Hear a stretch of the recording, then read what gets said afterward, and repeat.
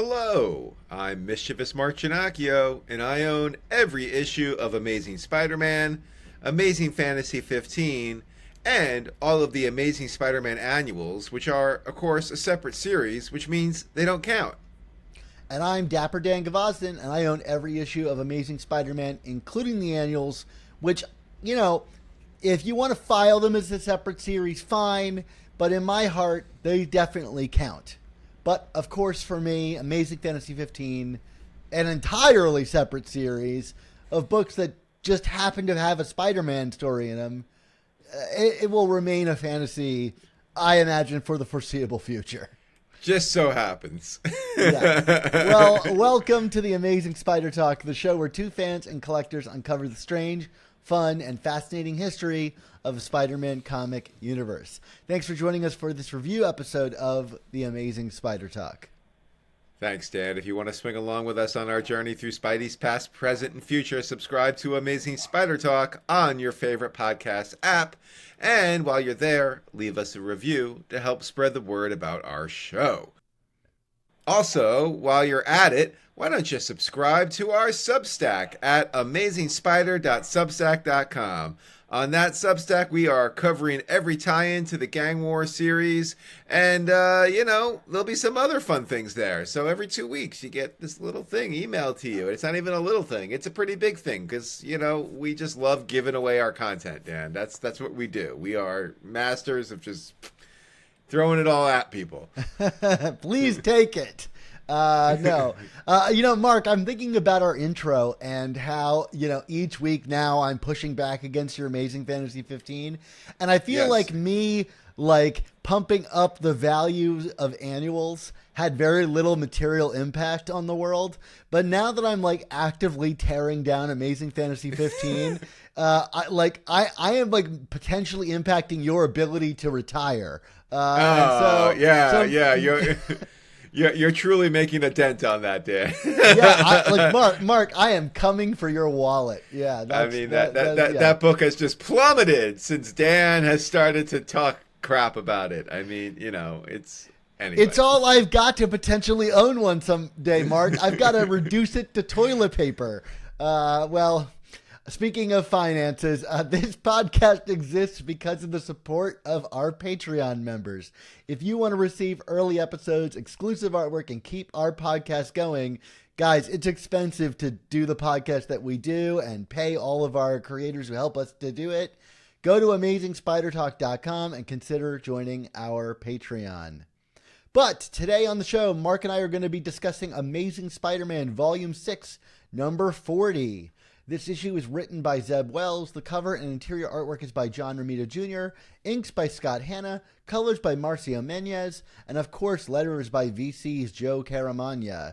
This issue was first released on December 20th, right before Christmas, so Mark and I are squeaking this one in 2023. Squeak, squeak, Dan. You want to hear about what happened in this issue, told only through the lens of the craziness that is my brain? Let's hear it, Mark. Well, we open in the West Village, and two men talking in silhouette. One is holding a rose. This is either the Rose getting ready to do some bad stuff, or it's the worst episode of The Bachelor ever. Indeed, it's Digger. Remember him? Digger! And the Rose. The Rose is looking to take back the territory he lost all the way back in the beginning of Zeb Wells' run. Digger says the Beetle is holding down Tombstone's territory, and Rose threatens that he's going to have to take care of her first. Now we're in the meatpacking district, and we got some bro talk, and I'm getting excited. Who says we don't get what we want for Christmas, right, Dan? Indeed, the Tracksuit Mafia is teaming up with Mr. Negative's inner demons, and life is complete. Lord, you can come and take me now. Sadly, Tombstone shows up to break it all up, and he says he's made a treaty before he, Spider-Man, and She-Hulk start cracking some skulls. She-Hulk and Spidey even do a twist on the Fastball special, and honestly, this may be the greatest thing I've ever seen.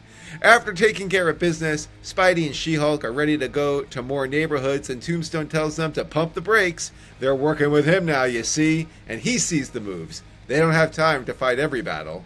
Back downtown, Madame Mask is still talking like a Bond villain, and it's up, and she's with Hammerhead's rotting corpse. Seriously, just shoot the guy and end this. But no, Mask is waiting for the sharks to freaking laser beams, and in this case, that means she wants the credit that she thinks she's earned. Okay, sure, she's gonna own the city because no one has ever even seen her. Yeah, in Harlem, Janice and White Rabbit are chit-chatting, and Janice is about to show the world that she means business, aka new costume time. Woo, look at that thing, right, Dan? Can't wait for this comic to jump up in value now.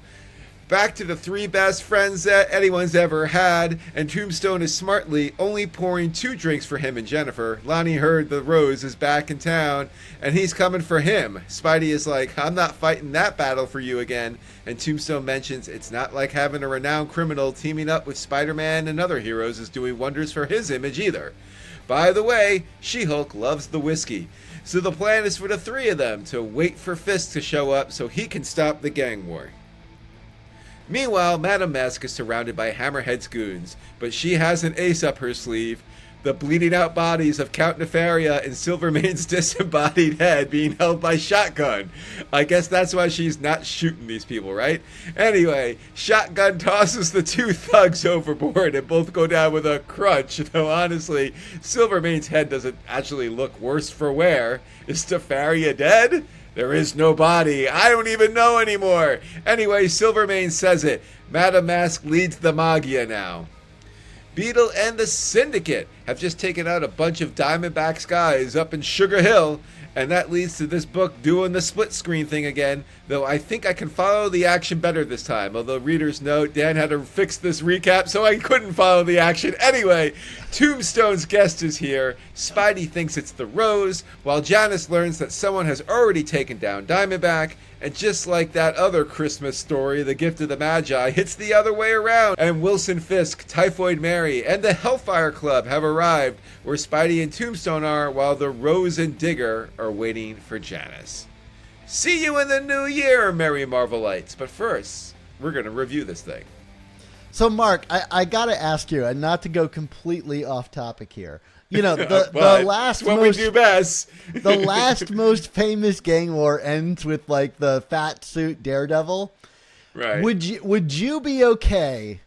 Okay, I have to ask this. If this whole thing resolved and it turns out like the guy in the purple boots is the Shocker, and Madame Mask wins the whole thing, and Shocker steps out of the shadow, shoots her dead, grabs Silvermane's head, and that's the end. He has resumed his place as the head of the Magi.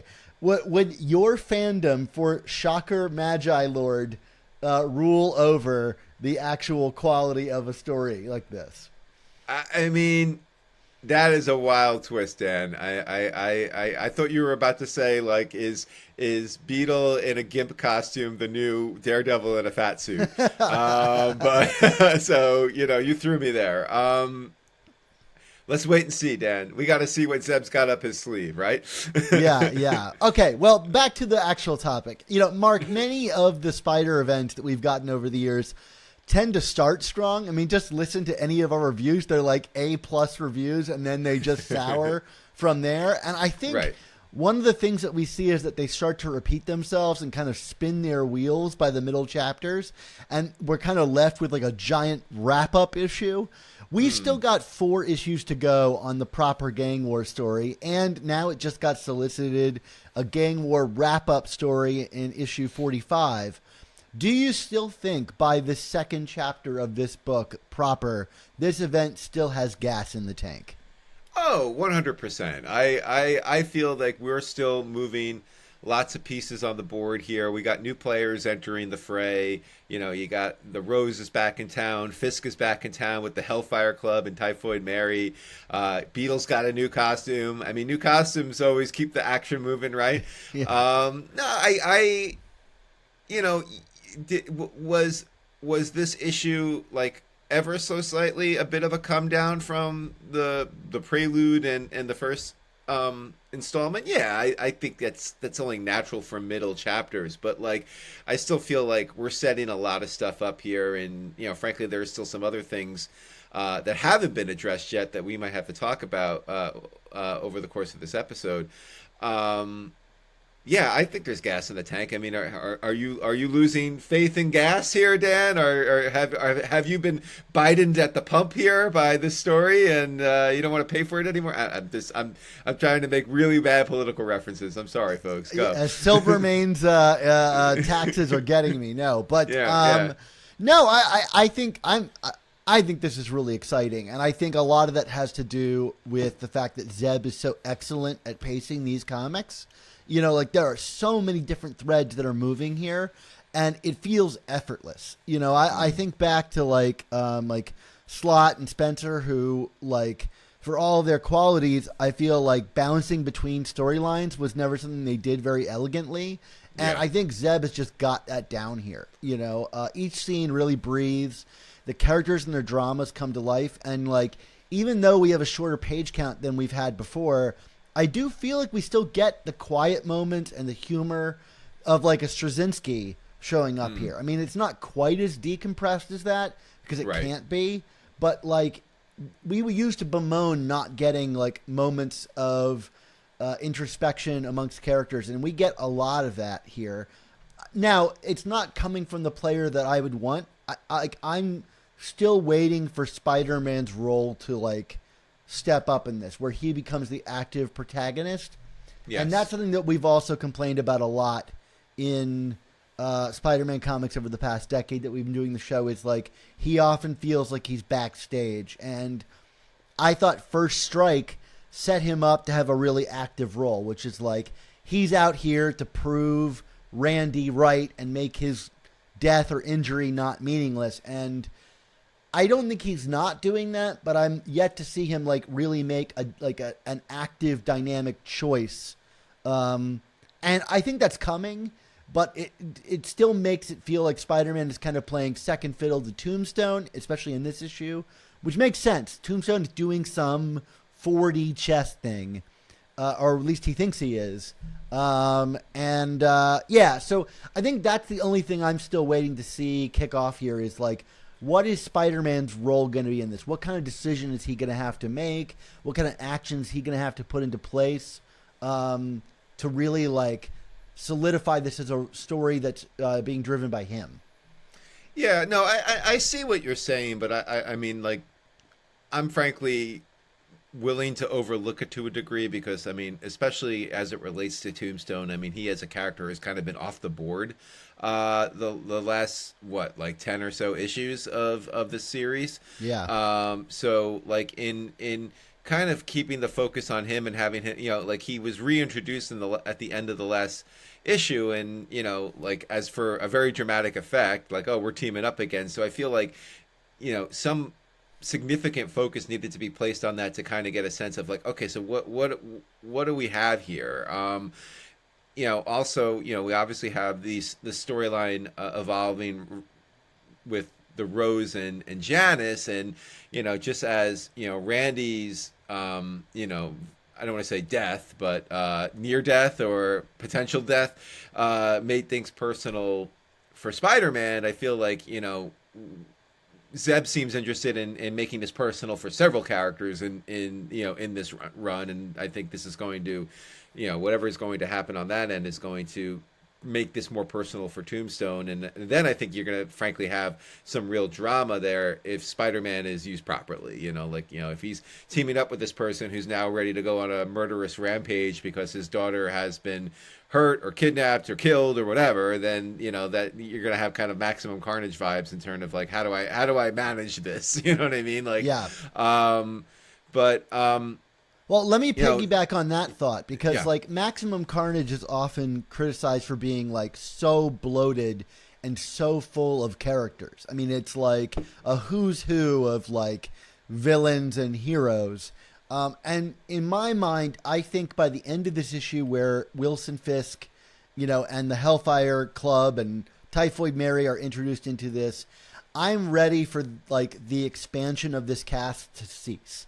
Like, I hope this is all the players, you know. I think back to the, you know, the 80s gang war, which, you know, we talked about in season 6, or we're going to talk about at the time of this recording of season 6.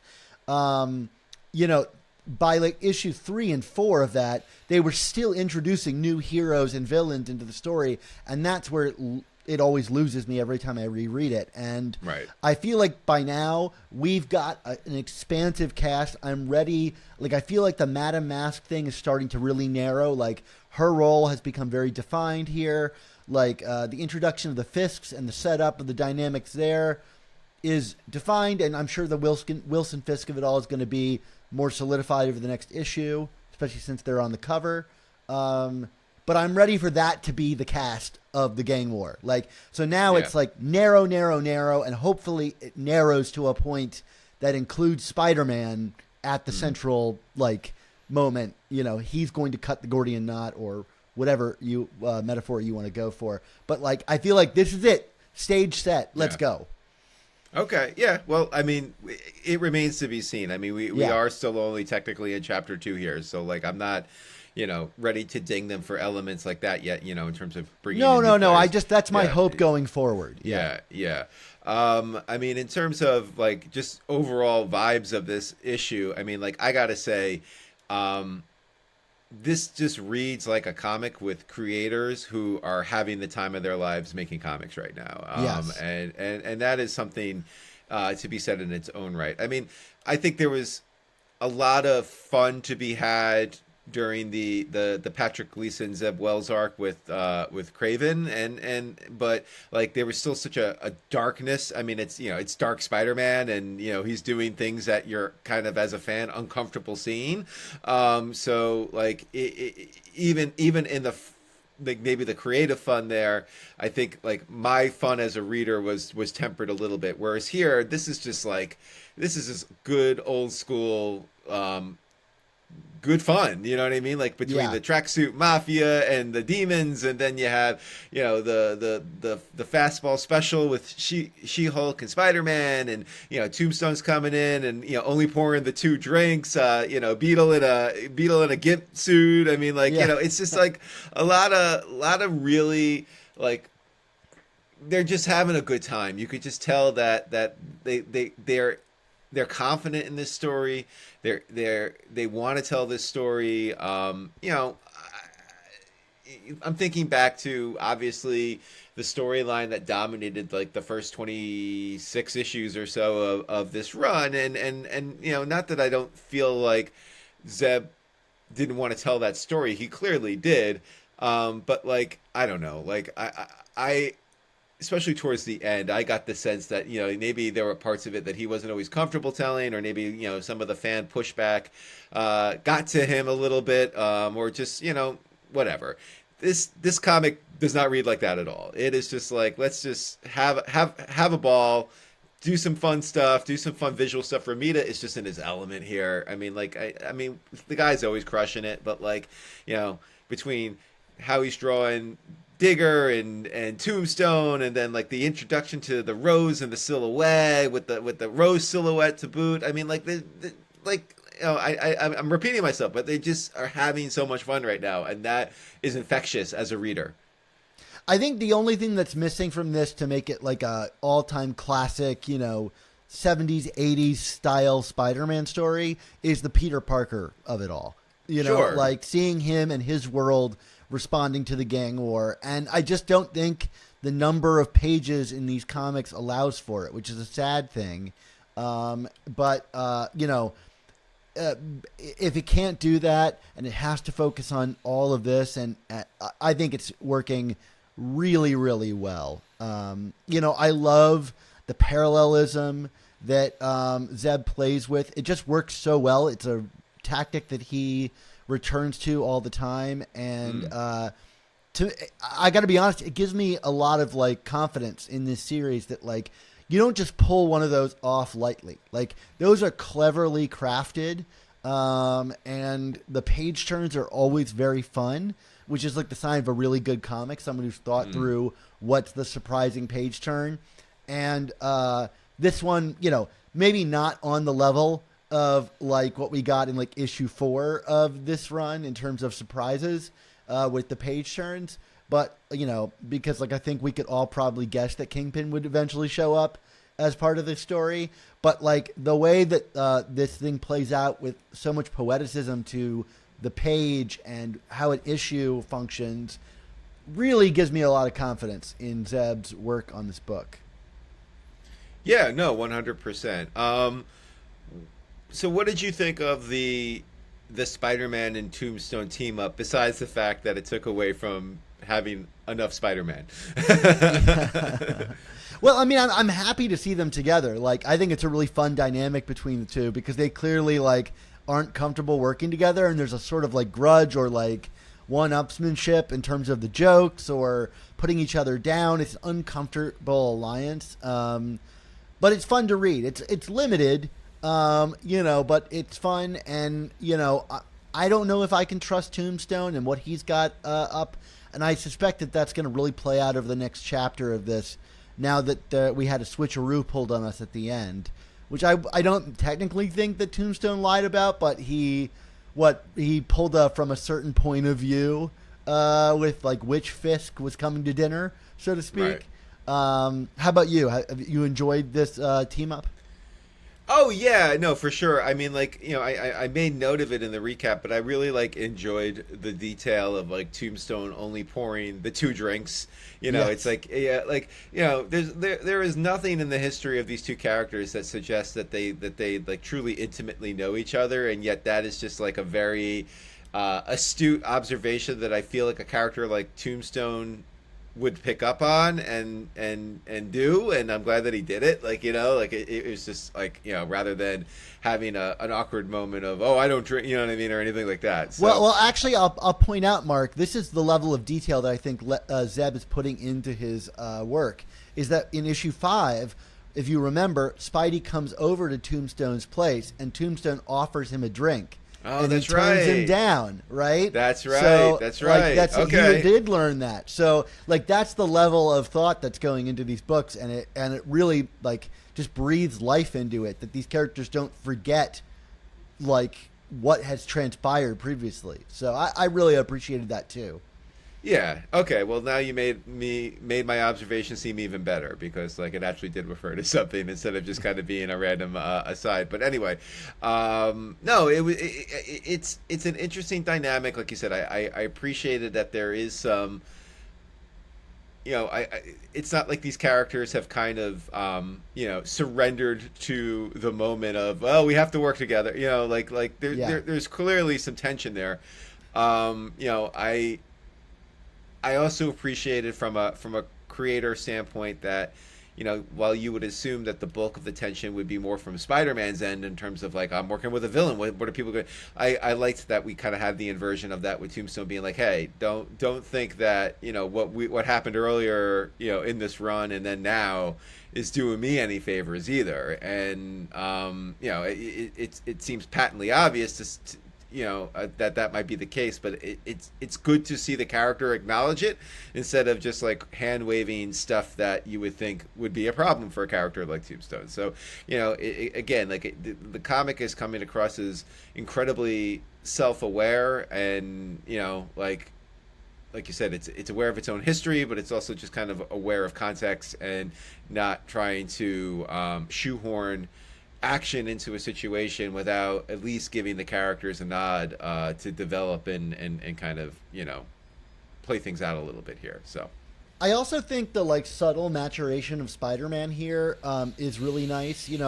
We came from like eras of Spider-Man's no kill code and no one dies, and I think as much as I enjoy a lot of those stories, and I think I even said like the no one dies was my favorite Spider-Man story of the decade when we rolled over into 2020.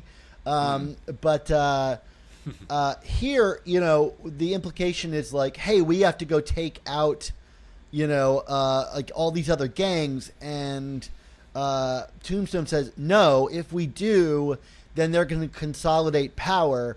We should let them fight each other. And Spider-Man doesn't really push back on it. He's like, that actually kind of makes sense. And I Yeah. feel like a Spider-Man under the pen of like Dan Slott would be like, no, and just take the weight of that responsibility on himself and be like, how could I align myself with a villain who Right. and this is just smarter than that. He learned a lesson in the first volume of this run, the first story, where he got manipulated and used to pawn one group after another, and maybe the same thing's happening again now, but I think he's staying quiet and observing rather than like letting his own responsibilities throw himself into a fray without knowing where all the pieces lie. And so like I really appreciate like it's being done quietly in the background, but I think it's there on the page, like that he doesn't write him reacting to that in a big way. So I just wanted to point that out. And another small note that I wanted to mention is like Joe Caramagna. I think most people are criminal in regards to like not mentioning lettering in a book, but I really love what he's doing with Lonnie Lincoln's text and making it slightly smaller. I kind of always lean in to read it. Maybe I'm just getting old, Mark. But like it's just small enough that I have to kind of focus my eyes, and it makes me feel like I'm leaning into hearing him whisper. And there is that kind of like whispering, gravelly confidence that Tombstone has that makes him all the more menacing. And it's amazing how much something as simple as like making the lettering smaller and the word balloons all like wavy conveys about the way a character holds himself. So yeah. Anyway, just wanted to point that out. But what I really want to talk to you, Mark, is, and this was maybe speculation, but something to kind of like weigh for us is like, what is Tombstone's play here, right? Because Spidey thinks he's meeting Richard Fisk, and ostensibly, I imagine, to think that he could broker a deal between the two men and consolidate power and end the war. But Tombstone knows that it's Wilson Fisk and the Hellfire Club that's showing up. So, like, what is his expectation? Does he want to kind of hand things over to Kingpin, who may be able to rule the mobs with less chaos? I don't know. It doesn't seem to me like Tombstone would be willing to hand this all back over to Wilson Fisk. What do you think? Do you think that there is some grander plan here? I mean, I have to assume, there's something, obviously. Otherwise, what are we doing here? But, like, my only pushback with, like, oh, well, Kingpin will rule with less chaos is, I mean, well, we just talked about this in our season 6 finale, Dan. I mean, like, we've gotten that storyline before. It's like, oh, Kingpin is a necessary evil, blah, blah, blah, blah, blah. Like that story's been done to death at this point. You know what I mean? Like, I mean, maybe that's the plan, but like I would imagine that the plan will blow up on Tombstone if he thinks that's the case. I mean, that could be the other thing. It's like maybe what he thinks is going to happen is not going to happen. I mean, obviously, Kingpin being aligned with the Hellfire Club and Typhoid Mary, that's a new wrinkle in terms of like just potential chaos and issues there. Yeah, do you take like Lonnie Lincoln at his word that like his primary goal here is just to save his daughter? Because I kind of do, but I think saving the daughter comes with something else that we haven't really determined yet, like handing her the entire mafia and gang control of New York City to keep her out of harm's way. I don't know, like what goes with saving his daughter? I don't think it's purely that, for sure. There's a lot more to it than that, but I don't know if we have gotten enough breadcrumbs here, or at least noticeable breadcrumbs, because we do know that Zeb has a habit of hiding those things in plain sight, to make that guess or I can't make that guess just yet. This is not me being like, oh, I'm not going to speculate. It's me being like, I don't know. I legitimately don't know. But my assumption is that it's not just, oh, I'm here to save my daughter. No, I mean, like, there's something in it for him that's greater than that. Or I don't want to say greater than that, but more selfish than that maybe is the the word I'm looking for. Like I don't think I don't. It's not that I don't trust Tombstone. I just don't trust that he is truly being motivated only by purity of concern here. Yeah. Yeah, I guess like I'm curious like what saving his daughter means. Like, Yeah. I mean, he could. I mean, if taking down the entire gang network is a way to keep her out of trouble in regards to the gangs, then like maybe that's his goal. Like I just wanted to kind of track this because like I don't think we truly know Tombstone's plan here, as we didn't in the first volume of the story. So Right. He's a increasingly interesting character issue by issue in regards to like what does he want and how is he going to go about it. For sure. For sure. All right. Well, you know what would be a great place to track these kinds of things, Dan? Where, Mark? Well, we have this thing called the Amazing Spider Slack. That's right. Hundreds of listeners like you hang out in our community of Spider-Man fans on Slack. The Amazing Spider Slack community is absolutely free to join, and you can jump into active conversations with awesome people about collecting, conventions, movies, new comics, old comics, and much, much more. Dan, what is hopping in the Slack this week? Mark, it's been crazy in the Slack this week because, like, I mean, maybe I'm wrong, but it feels like it's like Comic-Con time, given all of the announcements we've been getting about Spider-Man comics. I mean, just the past few weeks, these are some of the things we've learned. Spider-Gwen is getting her own book again that finally traps her in the 616 for good. Like, that's crazy. I don't know that I like that, but okay. Right. We're getting the reboot of Web of Spider-Man. That was announced today. Well, I think it's just a one-shot, right? Or, yeah, but or is it a still, series? Web Okay. of Spider-Man, Mark. Okay. We've got the announcement of a new book called The Spider Society, written by friend of the show, Alex Segura. Yeah. And we've also got JMD doing a Shadow of the Green Goblin book. Like, we're going to learn all about the Proto-Goblin, Mark. I'm exhausted hearing that, but, you know, if anybody can do it, maybe JMD will convince me of the For value sure. of that. And then Peter David's Spider-Man 2099 story is coming back. The Symbiote Spider-Man 2099. You know, Peter David's health has been on the mend, and it looks like maybe he's coming back to finish this story that got punted. So, I mean, there's just so much. 2024, Mark, maybe we made a mistake launching the Slack and reviewing all these books because, man, anytime I think the Spider line can't grow any bigger, it suddenly does. Like I think we're in for some serious shakeups and big books and all kinds of stuff in 2024. All right, Dan. Well, you know, I am happy to, you know, pop into the Slack once or twice a month and watch you all just have your brains melt because of it. And then, you know.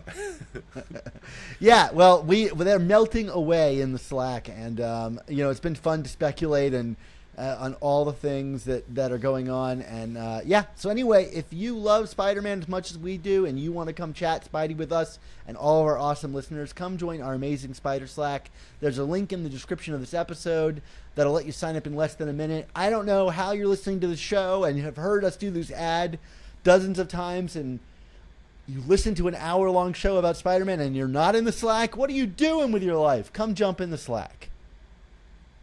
There you go. All right, Dan. You know, I've made numerous jokes about it already in this episode here, but Janice Lincoln has had some, I don't know if you want to call it growth, but some new stuff is happening with her. What are your initial thoughts on Janice, the new costume, you know, anything else? Yeah, well, you know, it's funny. You referred to it earlier as the gimp suit, which is what I referred to it as in the notes. So we're clearly like on the same page here. There we go. I just want to know what New York dominatrix den she stole that costume from, because Lord knows some Wall Street bros are wondering where they can like sign up for this, or even call Randy. I mean, like, what a thing to wake up to from a coma. There you go. But speaking of which, like, it would be nice to check back in with that Yes. drama. I feel like that's something that like can could help retain the heart of the Spider-Man drama here. But I don't know. What do you think of the suit? I think I got to admit, I do think it looks a bit silly, but maybe scary enough effective. Yeah, I mean, like, it kind of confirms what I've been thinking about Janice this whole storyline so far, which is that I'm still not convinced that she has made this transformation yet, and that this is just not her kind of just cosplaying as who she wants people to think she is. Like, I mean, even the whole unveiling here, it's like, I'm about to show them I mean business. What do you think? And then, White Rabbit's like, you look like someone who means business. It just felt very... I don't know if it was meant to be this way, but like it felt a little patronizing to me, and like, oh, okay, we're like definite intentional telling instead of showing here. I know she had the one scene in the last issue where she drops I forget which character it was. A lot of people just get dropped in this book. So like, it's just like, I'm going to hire a guy named Shotgun. Is he going to shoot someone? No, he's going to drop them. He's just gonna drop like they're already like half dead bodies. And anyway, but yeah, it's. I can't say I'm a huge fan of it from just a general aesthetic thing. Like I don't know what it's supposed to convey outside of like, oh, I mean, yeah, it's a little scary. I'm not gonna deny that. But like, it's not like. I don't know. I'm not sure if this whole thing quite worked for me. But if what they're trying to get across is that, she's kind of straining to be taken seriously, then that works. I guess, if that makes sense. I like the visual element of like, it reminds me of like a scarab beetle, or like with like a hard like black carapace. Like there is something to that, but I do think the design is kind of silly. And look, I love John Romita Jr. And like sometimes his designs really land, but I don't know that like he's the first guy I go to for designing new looks for characters necessarily. Right. I mean, whatever, he designed the Hobgoblin, so fair be it. But I love the look of that character, but it is very derivative, and he admitted as such when he came on the show. But then when I think about him redesigning the Hobgoblin, it was like pouches on pouches and cyborg eyes, and it's like, okay, although this one is very simple. But I do think you're right. I think this is kind of an indication that she's kind of like clearly overstepping her bounds, and I think the stuff with the rose is not going to end up well for her. I just don't know that the Lincoln families, as personified by Janice, is really ready to tangle it up with the Fisks, and I guess we'll see, but like the end of the book suggests like the Rose has basically laid a trap, and as much as we saw the Rose get punched out in one clean blow in issue 4 of this run, there is some menace to that character as established here. Like the opening page with him and Digger in silhouette is like chilling, and the reveal of him and all the bodies here around the desk is too. I don't think this is going to be something the Syndicate is able to kind of just squeak their way out of. No, they're not going to be able to kind of, be too cute here for sure. And I guess if I had, I mean, you're right. The bodies at the desk were a good touch, but like if I had a complaint on just how like this scene resolved, I guess I was looking for more of a gotcha moment here. You know what I mean? Like he kind of comes out, but like I think I wanted to see maybe more of a reaction from her.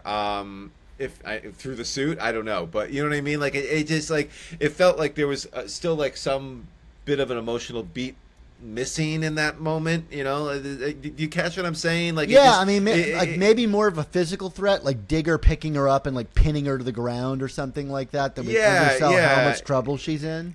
Yeah, like that exactly. Like we know, like it's one of those things. Like the reader only knows because we had that scene in the very beginning where he's like, "I'm gonna kill her," and now we see her with it. But like I think to truly like sell the cliffhanger of it, like, because she doesn't know. Like, she, for all she knows, she thinks she's just going to be dealing with another negotiation here. I don't know. I would have liked a little more drama to that scene. I guess that's the bottom line. Yeah, and the power dynamic stuff is always like wishy-washy. Like she can take out one boss without even blinking, and and like I said, the Rose got knocked out in one punch. Like, is the Syndicate going to be able to take out Digger and the Rose no problem? I do like, having read that 80s gang war story recently, I do think about like the conflict set up where, they're like, is Janice a cold-hearted killer? Is she going to be able to kill someone? And it's very similar to the Rose's arc. And of course, what does this issue start with but the Rose taking a gun and putting it into his holster? And it immediately sends me back to the arc that the Rose went through in that 80s story where he killed a cop and was finally forced to use his gun. So maybe there's something there. I doubt it, but it could be an interesting layup as like the two kids of these massive gang lords who both started out a little more pure of heart, and as the world soured them in some way. Yeah, for sure. I think the last thing I really wanted to talk about for this issue, Dan, was just, we've obviously been getting lots of material indicating like Madame Mask as, if not the big bad of gang war, at least like the chief antagonist of it. I feel like this comic furthered it. And, as much as I'm enjoying this and, as much fun as I'm having, like, this might be my biggest issue with the storyline so far. Not because I'm well versed enough in Marvel to know that Madame Mask is a big deal, but this is also like a major Spider-Man storyline, and I mean, this is one of the few events that is emanating strictly from a Spider-Man book and kind of branching out. And when you think of past storylines that were that, like, like Maximum Carnage, or even Spider Island, like, okay, fine, the Queen, was it Spider Queen Spider? I'm losing track of, does Queen come first or not? She was not necessarily a big Spider-Man villain, but the premise of the conflict was a very Spider-Man conflict. Yes. This is less so. I mean, this could very easily be a Daredevil story, or any other street level, Luke Cage and Iron Fist. You know what I mean? Like, it does not necessarily have to be a Spider-Man story. We've gotten some elements that have made it personal with Spider-Man, but like we've been talking about, like, kind of moving away from that in this issue, and I feel like really making Madame Mask just the end all be all is missing something here. Like I'm not caring enough just to be blunt about it. And even when she's kind of monologuing here to Hammerhead about why she's doing it, again, it's like, okay, like, she's basically like, oh, you've all overlooked me for all these years, and I'm like, that might be true, but guess what? I've never really picked up on that as someone who basically just reads Spider-Man, because you're never in Spider-Man and you don't interact with these characters there. So, if you feel like Hammerhead and Tombstone and Wilson Fisk are being, derisive, deriding you and ignoring you, well, that's great. Take it up with them in another book. I guess. I don't know. Like, it just seems, do you get what I'm saying? Do you agree, or am I being a little... Totally. Yeah. Yeah, I do think that this book does sell her as a big bad. Like, her actions are very violent, and she is really making moves. And so, like, you're right. I think you're right. She's 100% positioned to be the bad guy of this story, Yeah. That everyone's going to have to, like, face off against it some much. Her confidence on the page does a lot for me to, like, buy her as a major player. But you're right. There's been no seeding of her in this story. Like, honestly, like, if she was replaced with White Rabbit, I probably would buy it a bit more, right? Like, I've been overlooked for this long. Like, I'm stepping up, and I've been in Spider-Man comics for the past 10 years frequently, But I think my biggest problem other than that with her, is that right now her actions also seem to be operating outside of the primary actions of our protagonist. Like, I'm not quite sure how she relates to the drama of the Fisk, Tombstone, Lincoln worlds, and Spider-Man worlds, other than that she's another player in the gang war. Like, the only thing that's making her seem like the big bad is because of just how evil she seems to be. But I'm not charting her evil actions against how they impact Spider-Man and his world and the consequences that are happening right now. It's like this other story, and I'm sure they're going to impact at some point. But right now I'm not like, oh my God, I can't believe she's doing that. It's like, okay, she could just be another gang that they take out in the same manner as, Crime Master. I know that she's not going to, because I know how stories work. But the story is not telling me, like, you should be very worried that Spider-Man is going to have to go up against Madame Mask because she's got some bead on some element in his life. That's the thing that's keeping me at arm's length. Is what is she contributing? Like, how does she relate to what Lonnie Lincoln is going through? For sure, yeah. I mean, like, the only thing that she's contributing is, her availability, it feels like, you know what I mean? Like, so, and I do think, I mean, there could be more to it. And this is the other thing too, like, it occurred to me in this issue, like, we saw in, what was it, the last chapter of the Rec Rap story in the Coda, the purple boots that, kind of started the speculation game, because they came in on Nefaria and Silvermane, and meanwhile Nefaria and Silvermane were thrown off the side of a building by Mask and Shotgun. So, like, my understanding was whoever was in the purple boots was the one who caused the pain and suffering to those two. So, like, I don't feel like that mystery actually is resolved. But then at the same time, it's like, are we going to address, or that's the thing, or are we going to address it, or is that it? And if that's it, then I feel that's even more disappointing, because then why? I mean, I understand that they weren't ready to reveal Mask as being alive then, but then I don't know. Like, it's clunky is the bottom line. It feels very clunky, and we either have the resolution to something and it's kind of flat to me, or we have a lingering mystery out there that we're not addressing, and when we do address, there may not be enough time to give it a satisfying payoff if they're not going to, like, do it anytime soon. So either way, I'm just a little. It ties back to the main point of what I was just saying.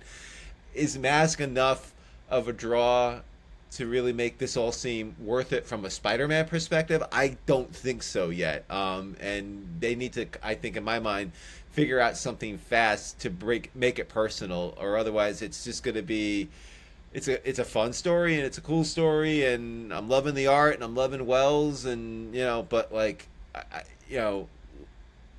as of right now, this is just a very good story, and I think it has potential to be better than that, but we got to start connecting some dots here. Right, and you make a good point that it doesn't actually matter if it's a twist or not. The matter is, do we care about Madame Mask or whoever she is or whoever she's working with on a personal level for Spider-Man? And I still think there's plenty of time to do that, but it just hasn't happened yet. And so those parts of the book feel a little bit like disconnected from the main thrust of things here. And I got to be honest with you, I'm not entirely sold on there being a twist anymore. Yeah. Like, maybe we're overreading the masculine figure that was in the shadows and the purple boots. Maybe they just chose to make it look masculine because they didn't want to make you automatically think that it was Madame Mask not dead or whatever. I mean, I'm open to Wells shocking me again, or leaving that in the past, and expecting readers to not look at it as closely as someone like you and I might. Right, right. But I do think it's interesting. I wanted to point out that I think it's curious that Madame Mask just kills Count Nefaria here, if he's dead, because that's her father, Right, and there is a speech between them about her being under him for so long and him never, like, really seeing her, that if it truly is like a father-daughter goodbye conversation, it works. It's just really understated.